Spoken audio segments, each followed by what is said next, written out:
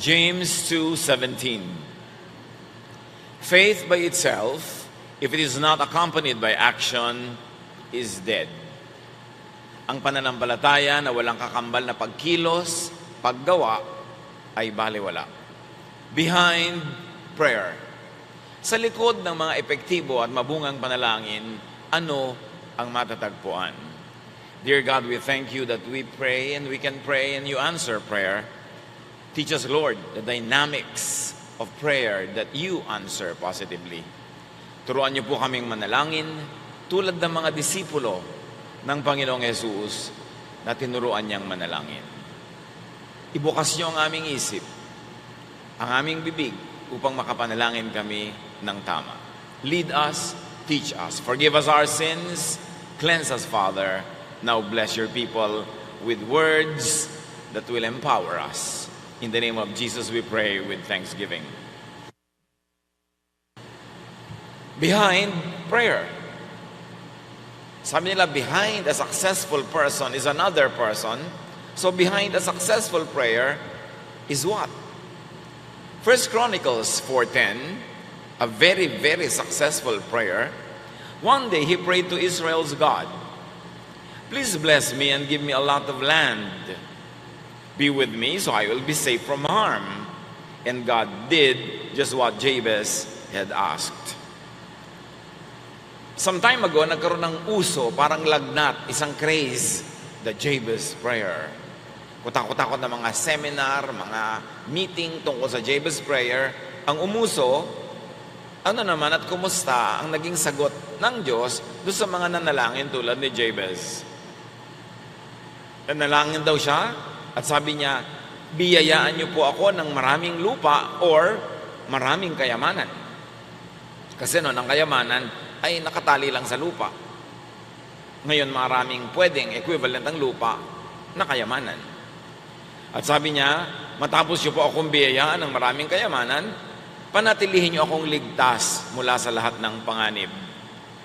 And God did just what Jabez had asked. At ibinigay ng Panginoon ang kanyang hiningi. Why did God grant his prayer? Bakit? Ba't ibinigay? What could be behind the prayer? We should be behind our own prayers. Para masagot din tayo positively tulad ng pagsagot kay Jabez. Jabez prayed for prosperity, something not bad to ask for, in fact, very good to ask for. And Jabez prayed for safety. Sa dalawang hiningin niya, madaling malaman na si Jabez was wise. Tama ang hiningi at tama yung kakambal na hiningi, safety. Why? Because prosperity attracts danger. May kakambal na panganib ang pagyaman. Panganib mula sa mga murderers, thieves, abusers, enviers. Mahirap ding yumaman kung hindi ka handa na humarap sa panganib. Kasi ang kayamanan, marami naghahangad, marami gustong umagaw, sukdang saktan ka o patayin ka para maagaw ito. Proverbs 13:8, the rich may have to pay a ransom, but the poor don't have that problem. Tama nga naman. May mga problema ang mayaman na hindi problema ng mahirap. Tulad ng hindi ka naman kinikidnap para magpa-ransom kasi wala ka namang pang-ransom. So safe ka sa mga kidnappers at kung ano-ano pa. Now, Jabez was wise. He was wise to know that wealth would attract troubles. So sa paghingi niya sa Diyos ng kayamanan, kasama ang paghingi niya ng proteksyon. Proteksyon na hindi lang pinapaligiran siya ng anghel, kundi proteksyon na maging matalino siya para makaiwas siya sa panganib na kakambal ng pagyaman. So napaka-importante for us is to be wise. Do not indulge in, do not be the object of covetousness or envy. Do not endanger yourself. Meron akong isang kakilala, nung nagsisimula pa lang yumaman, sabi niya, ano bang maipapayo mo sa akin? Payaman ako ng payaman. Sabi ko, lay low. Huwag kang magpahalata. huwag kang magpakita, huwag kang magyabang. Kasi oras na nalaman ng maraming tao na mayaman ka, kung sino-sino nang hihingi sa iyo, magnanakaw sa iyo, mananakot sa iyo, mangingikil, magbabalak ng mga masama. Kaya lang, hindi siya nakinig. Nagyabang, ipinaghalandakan niya sa buong mundo'y siya'y mayamang-mayaman na. Kaya I'm sure maraming kakambal na problema na dumating sa announcement na yon na napakarami siyempreng pumansin. Marunong si Jabez humingi ng kayamanan at ng kaligtasan mula sa kayamanan, nakasama na nga tulad ng binanggit natin yung maging matalino siya para mag-ingat. Pag matalino ka, tama ang hinihingi mo, tama ang pusong pinanggagalingan, yun ang prayer ni Jabez ipinagkaloob. Proverbs 14:24, wise people are rewarded with wealth. Malinaw, ang matatalino, ginagantimpalaan ng yaman.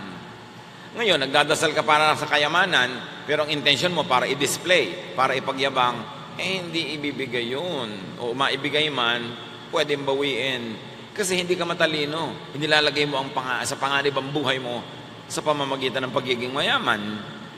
Kaya dapat matalino ang nagdarasal. And why? Because wise people do what is wise to do. Wise people plant. Kaya ang mga wise people, binibigyan ng kayamanan, kasi kasama sa pagiging wise, you plant. Because planting is behind wise prayer. And wise people not only plant, they plant correctly and wisely. Ecclesiastes 3:2, there is a time for planting and reaping. Halimbawa, nananalangin kayo ng kalusugan. Diyos ko, palusugin niyo po ako. Diyos ko, pagalingin niyo po ako. Pagalingin yung nanay ko, kapatid ko, kapitbahay ko, etc. But wise people and wise prayer is backed up by planting. So dapat pag nananalangin ka ngayon na pagalingin ka, palusugin ka, nung pa mang last year, 2 years ago, 10 years ago, nung bata ka pa lang, nagtatanim ka na ng healthful habits sa iyong buhay. Alam nga naman, kumain ng jobos na nakalagay sa mga colored food ng ilang taon, pagkatapos ngayon nagpe-pray ka for health, wala ka namang tanim 20 years ago. Anong hinihingi mo? Magic. So ang kailangan, may tanim ka. Diyos ko, payamanin niyo po ako. Pero nagsimula ka bang mag-ipon 20 years ago, 30 years ago? Nag-aral ka ba ng isang negosyo? Nag-aral ka ng trade? Gumawa ka ba ng mga social contacts na magiging supplier mo, market mo, para ka magkaroon ng negosyo? So papayamanin ka ngayong bigla-bigla out of nothing? Magic ang tawag doon. Hindi yun wise prayer. Kaya maraming prayer, no ang sagot. Sabi ng Diyos, hindi ako magician. Humihingi ka ng kalusugan kinain mo lahat ang taba ng baboy the last 20 years, tapos humihingi ka ng kalusugan ngayon? Alam mo ba, ang hinihingi mo? Kontra sa tunay mong itinanim. Ang sabi pa naman, kung ano itinanim, yun ang inaani. So gusto mo na magkaroon ng kapayapaan kayong mag-anak, pero 3 weeks ago lang, inaway mo yung hipag mo. Next week, balak mong awayin ng biyanan mo, tapos humihingi ka ng peace. Imposible ang hinihingi mo kasi wala kang tanim. Plant before and plant so that you could harvest. Akala kasi ng iba ang prayer, pinagmamagic ang Diyos. Meron kang ginawa before, meron kang ginagawa now, at may gagawin ka bukas para ang prayer mo masagot. Tanim ka ng tanim. Hindi puro fear, hindi puro worry. Nag-risk ka na mangmuhunan para ka tumubo. Alam nga naman, playing safe ka, tapos gusto mong tumubo, wala ka namang puhunan. Ecclesiastes 11:4, if you worry about the weather and don't plant seeds, you won't harvest a crop.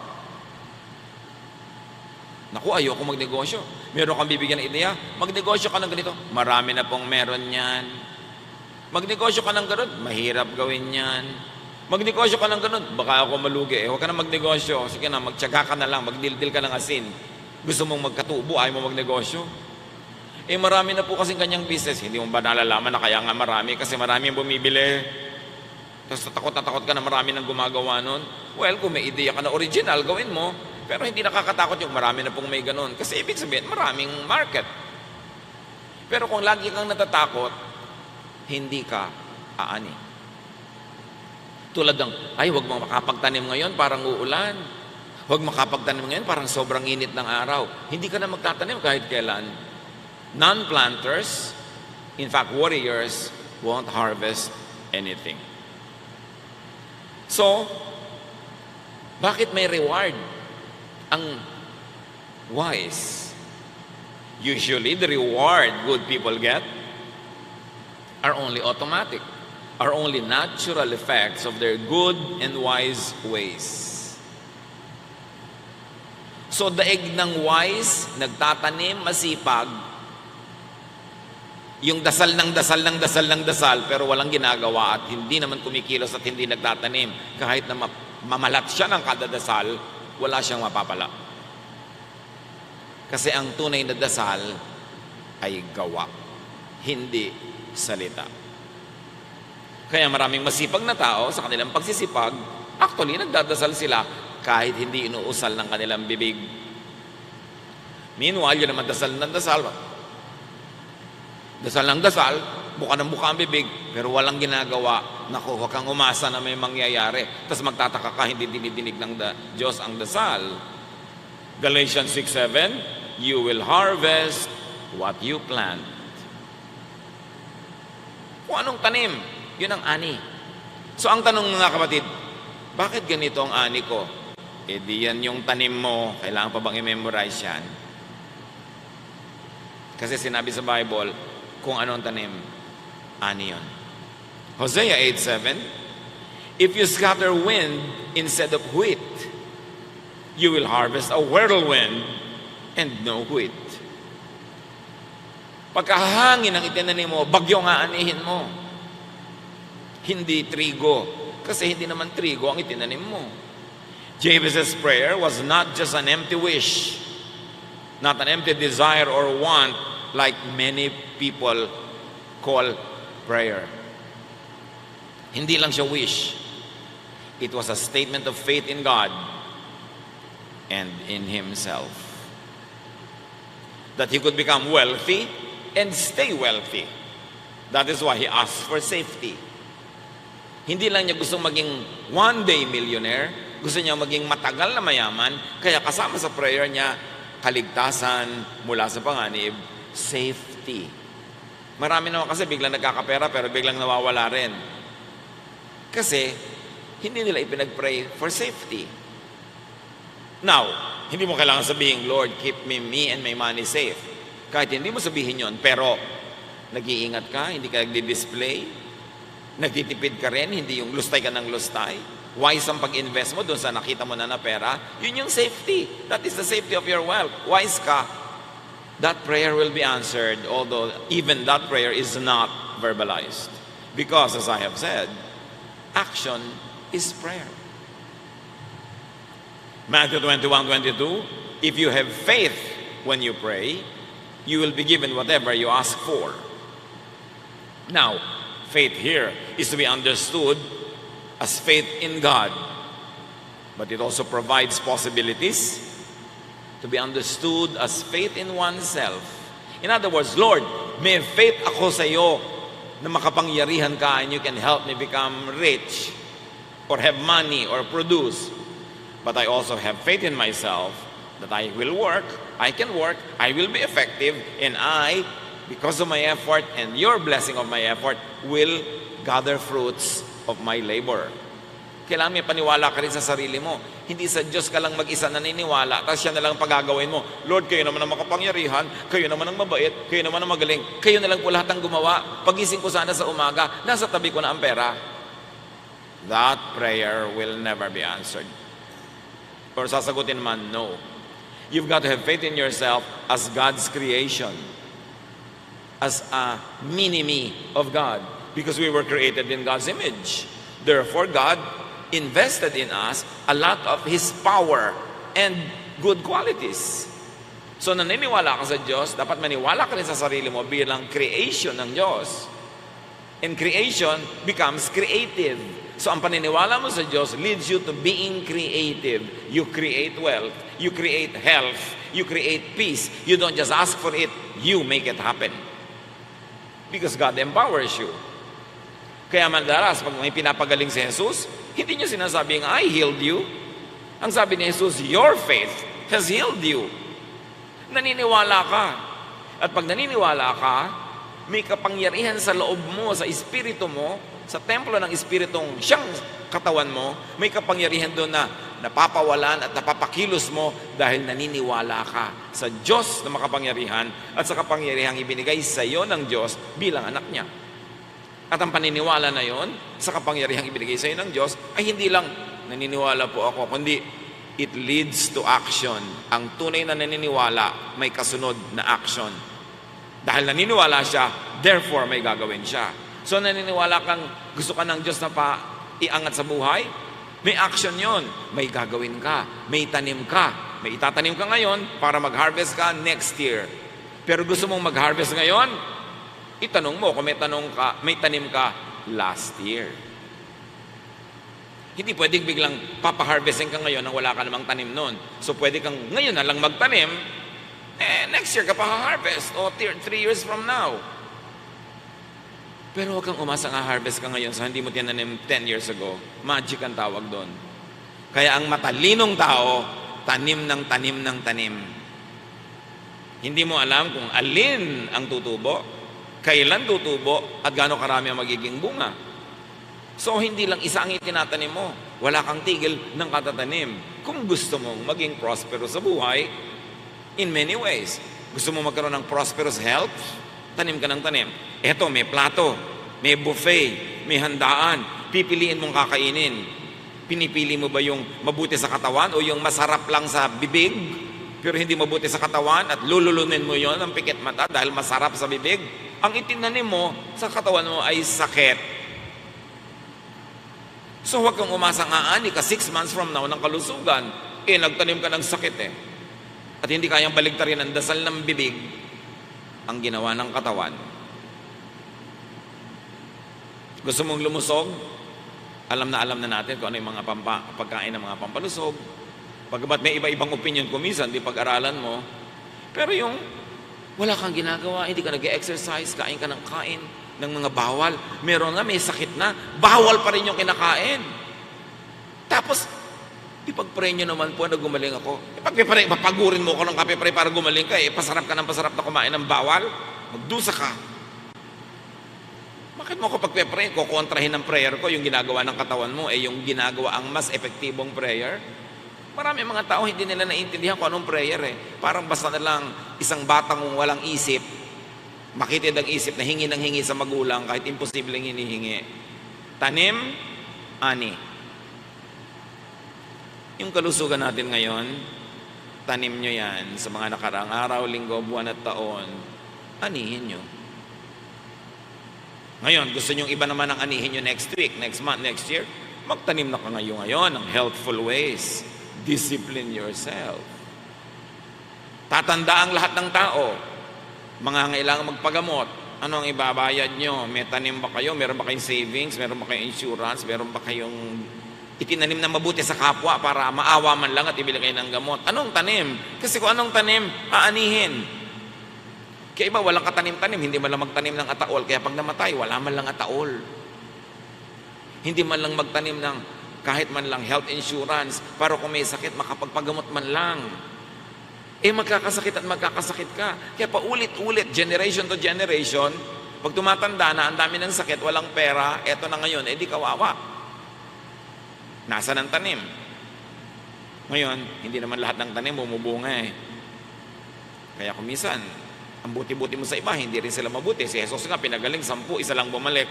So kung gusto mong merong isang tumulong sa'yo, pagdating ng panahon, tumulong ka sa 10 ngayon, at least by virtue of statistics, may isa man lang nagagawa sa'yo ng mabuti. Matthew 21:21, if you believe and do not doubt, sabi ni Jesus, you will be able to do what I have done to this fig tree. Sinasabi ni Jesus, hindi exclusive sa akin ang kapangyarihan. Kung nananalig ka at di ka nag-alinlangan, yung ginagawa ko, magagawa mo rin. Can you imagine that statement coming from Jesus? So marami tayong unused, underused spiritual power. Because Jesus said, if you believe and not doubt, you can do what I'm doing. In fact, sabi niya, you will do even greater things than this. So anong ibig sabihin ni Jesus doon? Maniwala ka. Behind granted prayer is great faith. At hindi mental, intellectual faith only. It is mental, intellectual faith that leads to physical action. May ginagawa. Being wise, the prayer of Jabez was a state of mind, a mentality, a value system that could have shaped and energized his life and lifestyle, his work ethic. Wala naman tayong nalaman tungkol kay Jabez sa buong Bible, yun lang ang minention. Pero safe to think that he really was a wise man as revealed to us by the type of prayer that he prayed. In other words, he prayed from a mentality, a prosperity mentality, not a poverty mentality. Poverty mentality, yung ganyan lang talaga ang buhay, magtiis na lang tayo, wala tayong magagawa. Yan ang sinabi mo, yan din ang ginagawa ng katawan mo, yan ang magiging buhay mo. Wala kang ang magagawa. Kasi sinasabi mo na, naniniwala kang wala kang magagawa. Pero ano mangyayari sa'yo? Ano, inaantay mo na lang? Magic. Kaya yung mentalidad, mahalaga eh. Ma-shape ang utak ng tao para ma-develop, para yung mentality niya progressive, positive, fruitful. Hindi puro negative, puro ayaw, puro bawal, puro takot. Walang mangyayari sa ganon. True prayer or wish should reflect and echo, should be based on, and should be energized and operated by its corresponding work ethic. Ang tunay na dalangin na dinidinig ng Diyos may kakambal na trabaho.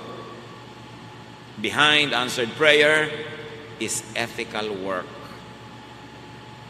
Proverbs 14:23, in all toil there is profit, but mere talk leads only to poverty. Lahat daw ng pagsisikhay, pagsisikap ay merong ganansya.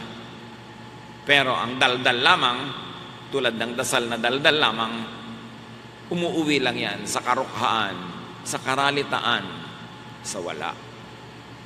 Prayer without work is mere talk. Kaya, ipag-pray nyo naman po ako para ako gumaling.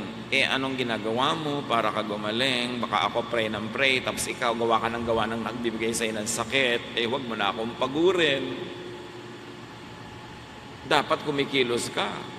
True prayer, true wish, leads to, results in, realizes itself in purposeful action.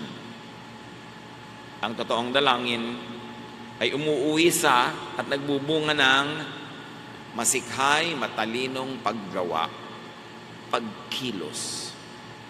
Matthew 7:7-8, sabi ni Jesus, ask and you will receive.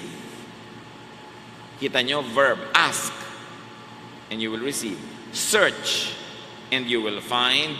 Knock and the door will be opened to you. Hindi lang niya sinabing ask and you will receive. In-explain niya kung ano ibig sabihin ng to ask, to search, to knock, to do what it takes to receive what you're asking for. Sabi niya, everyone who asks will receive, everyone who searches will find, and the door will be open for everyone who knocks. So hindi ka lang naghihintay na malaglag ang papaya, ang bayabas, ang prutas. May ginagawa ka.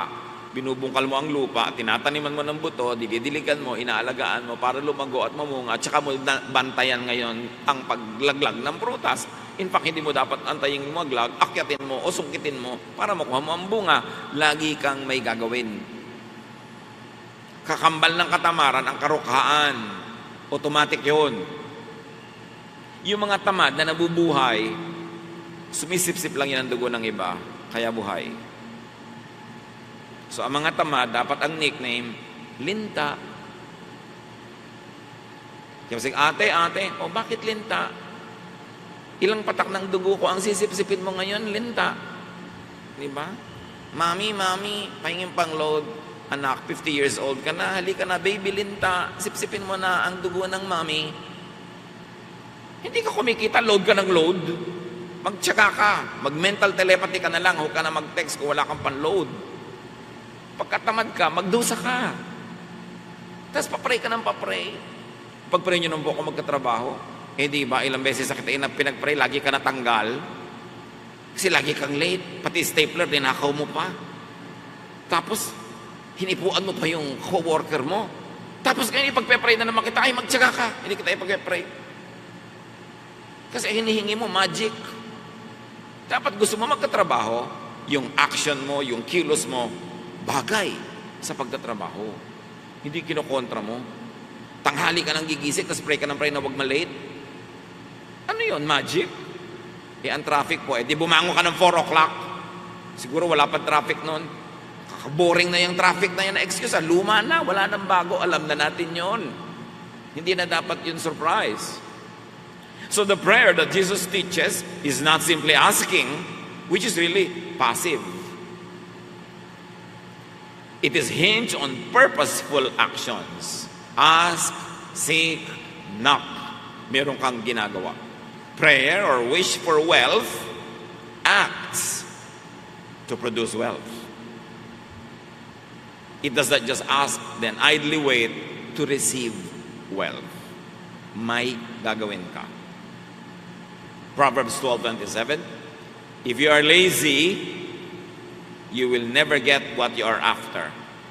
But if you work hard, you will get a fortune.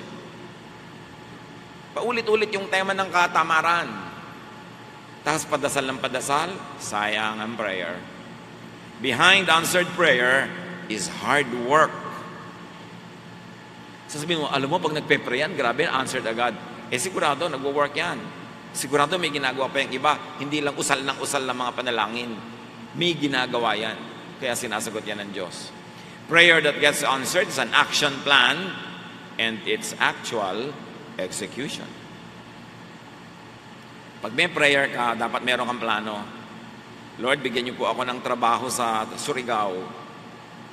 Anong plano mo? Meron ka na bang skill? Meron ka na bang hinanap na employer? Meron ka na bang plano kung paano lilipat doon? May pamasahe ka na ba papunta doon? May kinausap ka na ba? Nag-apply ka na ba? Hindi po. Ba't ka dasal ng dasal? Wala ka palang plano. Kailangan may plano ka na. Tapos sabi mo, Lord, please bless this plan, bless this plan, bless this plan. Ganon. Parang sinabi sa'yo ng lalaki, I love you. Anong ibig mo sabihin? Papakasalan mo ba ako? Hindi. Abay, wala ka palang plano sa akin eh. Bakit naghahanap ka ng relasyon? Anong gagawin mo sa akin? Dekorasyon ka ng buhay ko? O ako, dekorasyon mo? Wala ka palang plano. Therefore, I will not deal with you. So, pray ka ng pray sa Diyos. Dapat may plano ka.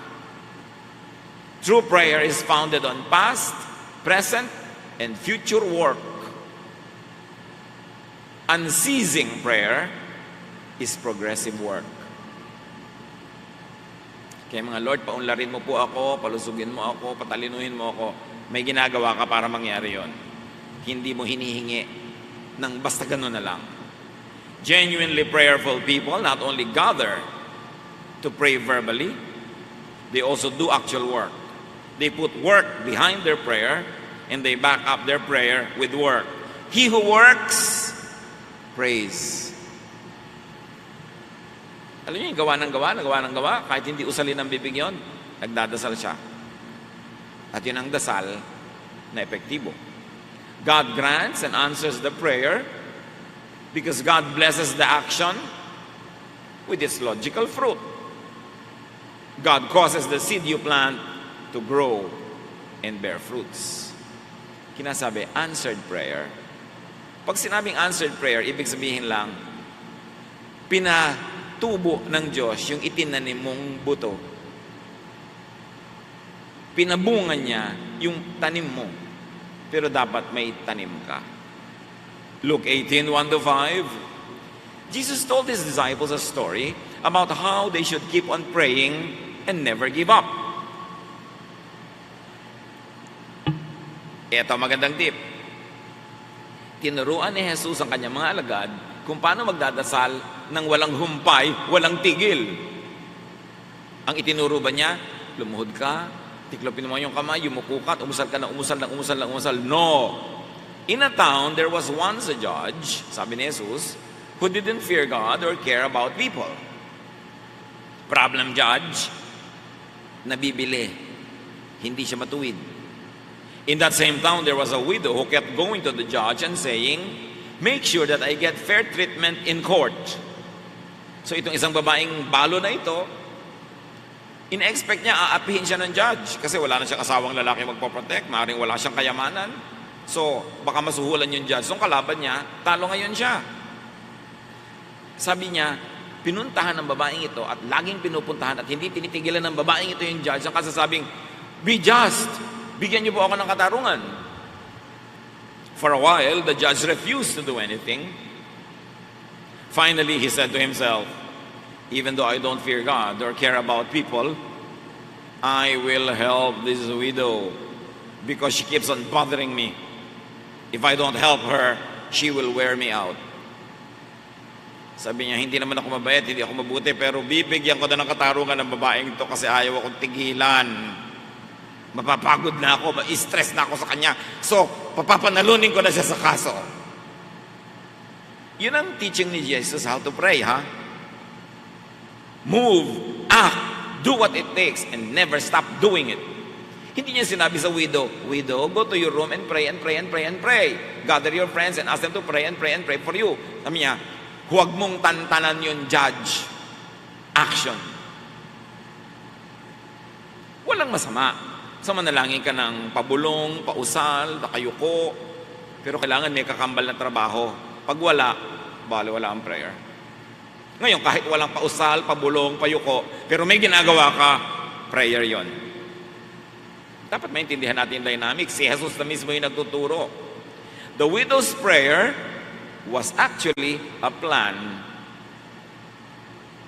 It was an action plan to pressure the judge with non-stop visitations.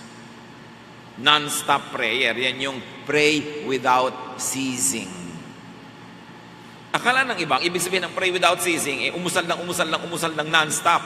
Paano mo gagawin yun? Marami ka pang ibang dapat sabihin, marami ka pang ibang pwedeng gawin. Ang ibig sabihin lang, huwag kang tumigil ng kagagawa kasi ang gawa ay panalangin. True prayer is not empty words, but action. So Jesus shows the building blocks behind answered prayer. Ano yun? Ano ang foundation ng answered prayer? A clear objective. Malinaw sa'yo. Hindi general lang, Lord, payamanin mo ako. De, Lord, gusto ko pong magkaroon ng 3 clients sa linggong ito. Ito ang mga pangalan ng 30 pupuntahan ko. Because out of 10, isa lang ang sasagot siguro. So kung gusto ko ng 3 clients, I should present to 30. Clear. Ito po ang plano ko. Maaga akong gigising bukas. I-bless niyo po yun na makatulog ako ng mahimbing. Pero sa pagtulog ko ng mahimbing, may gagawin akong tama para makatulog din ako. Laging magka-partner po tayo, Lord. Ito yung prayer ko. I-bless nyo. Ito yung seed na itatanim ko. I can plant it, but only you can make it grow. So it's a partnership.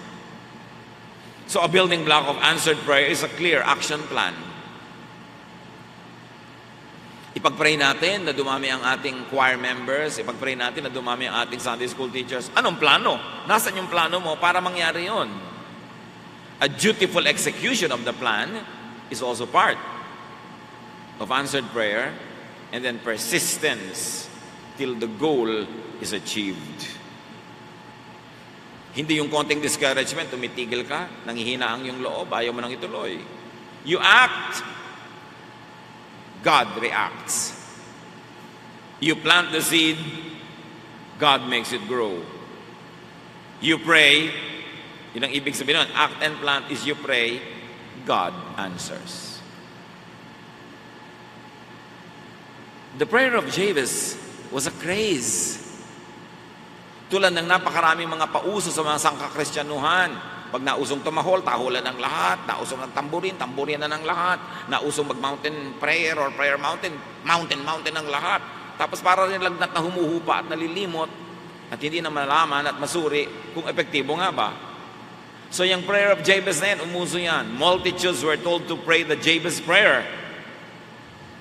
But we're now told to be wise, to act, like Jabez. Multitudes prayed the Jabez prayer, but did nothing beyond mechanical, passive utterance or wish. Multitudes received nothing from God, naturally. Kasi hindi nila naunawa kung anong ibig sabihin ng isang effective prayer. True prayer, in fact, true wish, hindi naman masama yung wish eh. Pwedeng equivalent yan ng prayer, but it is faith in action. Not faith in inaction, but in action. True prayer is work ethic. It is work. It is wisdom to plant seeds and then ask God to bless the project. Si Karl Marx, or Marxism, says, religion is the opium of the people, of the masses. He probably meant passive, miracle and magic obsessed and dependent religiosity. Ang nakita kasing religion nila Karl Marx, yung mga nag-inspire ng socialism, communism, ay yung religion that was practiced in their countries. Yung miracle and magic obsessed, miracle and magic dependent religiosity. Kaya sabi ni Karl Marx, pangbangag lang ang relihiyon, pangbangag sa sangkatauhan, pangbangag sa masa. Kasi ang nakita niyang uri ng relihiyon, yung ganun nga, yung umaasa lang sa himala, wala namang ginagawa. This is not Jesusness at all. Yung dasal na walang gawa, hindi yan ang dasal ni Jesus. Behind an answered prayer is faith. Belief in God and in oneself as God's creation. Therefore wonderful and therefore powerful. Behind an answered prayer is intelligence, wisdom, a plan of action, and persistent, expectant action till the goal is achieved. Well, God helps those who genuinely cannot help themselves. Tinutulungan naman talaga ng Diyos yung mga walang kayang gumawa. Yun, pero yung may kaya pero hindi gumagawa, hindi yun ang tinutulungan ng Diyos. Pero yung talagang walang kaya, yun ang dapat humingi ng himala. Yun ang dapat humingi talaga ng Diyos na ang gumawa kasi wala silang kayang gawin. Halimbawa, lumpo ka, paano ka makakalakad? When it comes to being mobile, you really need a lot of help from God. Pero, ang lusog-lusog ng mga paa mo, tinatamad ka lang, huwag kang humasa. Walang ganun. God should not be expected to help those who can help themselves, but do not. Kaya mo, pero hindi mo ginagawa, huwag kang umasa. 2 Thessalonians 3:10, we also gave you the rule that if you don't work, you don't eat. Kaya mo magtrabaho, you are not too young, too old, or too sick, but you don't work, don't eat. James 4:8, come near to God, and He will come near to you. Yan ang sinasabi nating act, and God reacts. Ask, seek, knock. Do something, do the right thing, do what you can. That is prayer. Do not over-expect and over-depend on miracles or magic. Well, yes, may miracle, pero exceptional yon. Huwag mo yun ang asahan mo. Ang asahan mo yung kaya mong gawin. Do not depend and over-depend on others. Do not just pray verbally, but actually, you should act wisely. Yung hanguin niyo po ako sa hirap, bigyan niyo po ako ng pera, payamanin niyo po ako, pagalingin, palusugin niyo po ako, makapasanawa ako sa exam, sa interview, iligtas niyo po ako sa panganib, maging successful nawa ako, Lord help me, etc., etc. What is your clear, specific goal and objective? What is your plan? What is your method?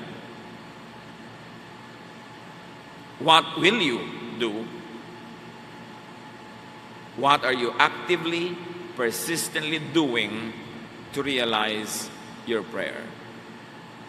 Discover, develop, use your God-given powers to do what you can and what you must, to produce what you need, and to even produce surplus.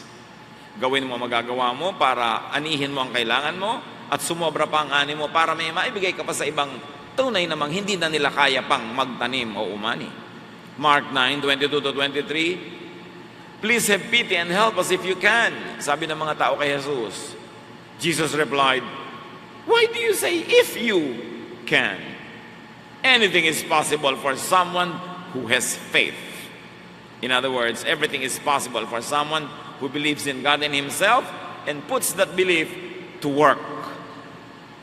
Ano ang gusto mo pagtrabahuhan mo? Hindi lang sasabihin sa dasal. Sikapin, kitain, deserve before you desire. Deserve before you pray with words.